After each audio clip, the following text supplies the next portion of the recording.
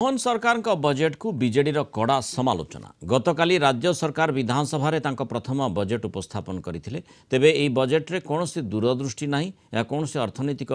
थिरे blueprint नथिबा budget बोली सांबादिक सम्मेलन में कहिसंती बीजेडी मुखपात्र लेखाश्री सामंत सिंहार राज्य सरकार जो बजेट आनिछंती सेथिरे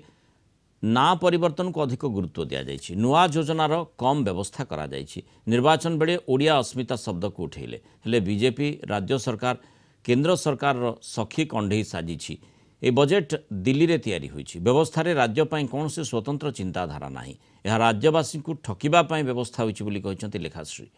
यह केवल बीजेपी सरकार को बंचाइबा पई व्यवस्था होइछि बोली से कहिसंती this is a budget without a blueprint कौनसी प्रकार अर्थनैतिक बा विकासमूलक ब्लूप्रिंट नथिबा बजेट